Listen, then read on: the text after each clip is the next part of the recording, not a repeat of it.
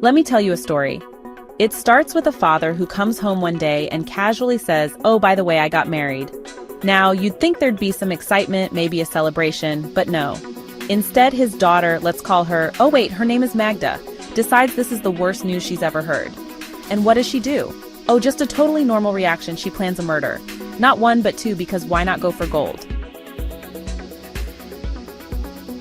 Before you ask, no, this isn't the plot of a Lifetime movie. It's way darker, more twisted, and honestly, kind of genius. But we'll get to that.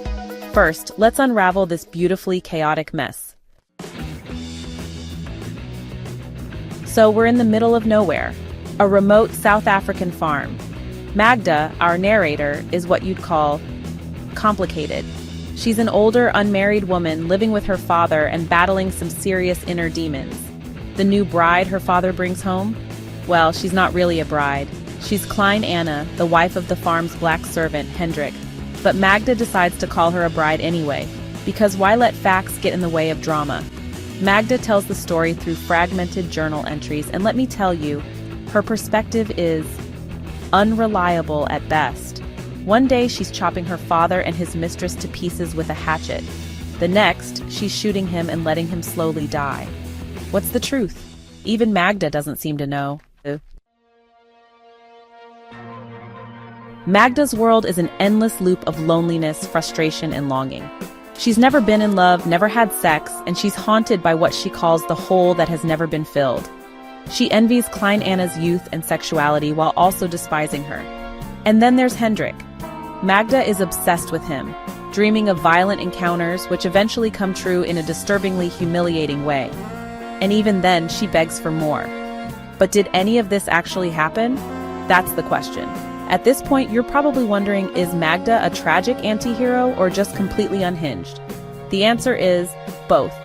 And it's fascinating to watch her unravel. This, my friends, is In the Heart of the Country by Coetzee. It's dystopian. It's unsettling. It's filled with lust, murder, and enough psychological turmoil to keep a therapist busy for years. And honestly, it's brilliant. Coetzee doesn't just tell a story, he gets inside your head. The way he blurs the line between reality and psychosis is pure genius. One moment, you're convinced Magda is a cold-blooded killer. The next, you're wondering if her father's even dead. It's like reading a jigsaw puzzle where some of the pieces are missing, and the picture keeps changing. And then there are these moments of psychological brilliance, like this one, where Magda reflects on her father's desire for Klein Anna. The truth is that he needs our opposition, our several oppositions, to hold the girl away from him, to confirm his desire for her, as much as he needs our opposition to be powerless against that desire. It is not the privacy that he needs, but the helpless complicity of watchers. Tell me that's not next-level insight into human behavior. In the Heart of the Country isn't an easy read. It's dark, disturbing, and downright depressing at times. But it's also one of the most profound books I've ever read.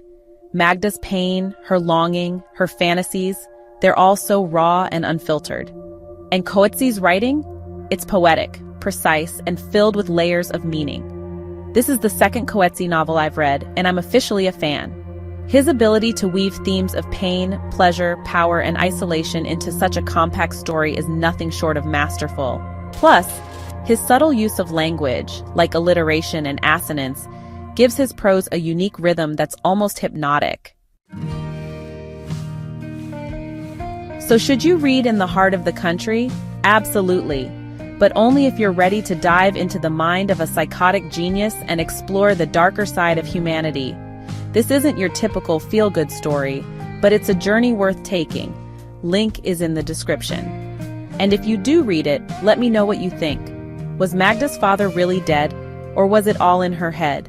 Let's discuss in the comments. Until next time, keep reading, keep questioning, and remember, not every story has a happy ending.